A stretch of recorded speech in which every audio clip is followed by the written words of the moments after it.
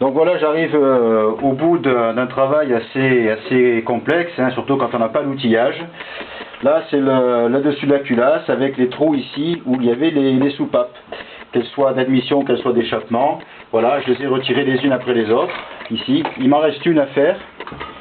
Elle est là, je ne sais pas si on la voit bien. Et voilà le système que j'ai utilisé. Alors, premièrement, un bon serre-joint, tout simplement, avec un bout de cuivre que j'ai soudé sur la petite patte ici, y compris une rondelle avec un trou, de façon à pouvoir comprimer le ressort ici et récupérer les petites clavettes avec un aimant collé là-dedans. Et après, je ressors tout. Donc, maintenant je me tais, je passe à l'opération finale de la dernière soupape. Après, le plus difficile, ça sera de remonter tout ça une fois que j'aurai fait un bon rodage de soupape et qu'également, voilà, là c'est la compression, voilà, clac, ça a claqué, c'est normal. Ce sont les deux petites clavettes qui ont relâché et ça permet donc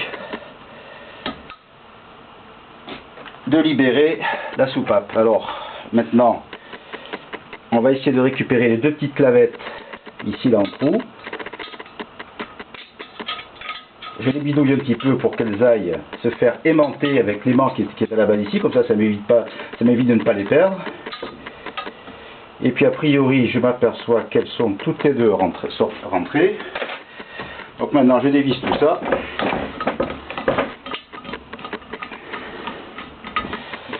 On desserre le serre-joint.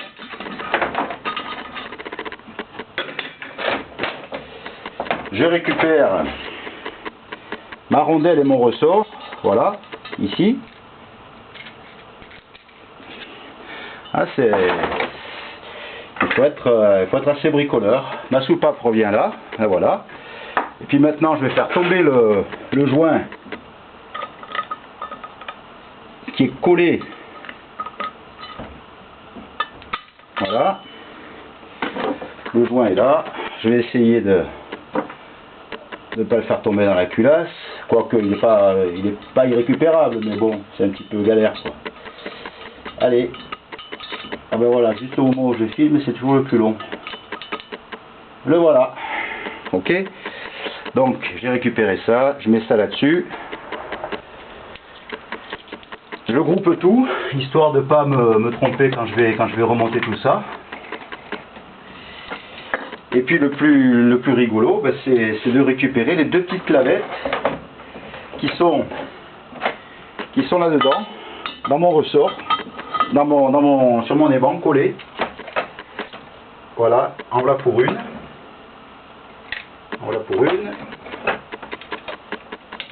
Et en voilà pour deux. Voilà, la deuxième petite clavette. Vous voyez, c'est pas très gros, hein. Faut pas la perdre. Voilà, c'est tout. Voilà. Bon ben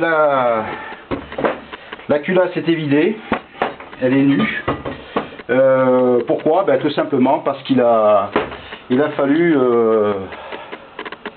il faut la remplacer puisqu'elle est fendue ici. Je sais pas si on le voit bien, la petite fente ici.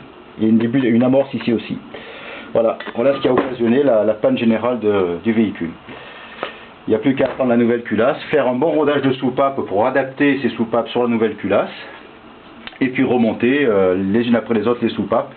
Ça sera encore le plus difficile parce que l'opération que vous m'avez vu faire, il faut que je la fasse en sens inverse. Et comme c'est très minutieux, ben, il va falloir beaucoup de patience. Voilà.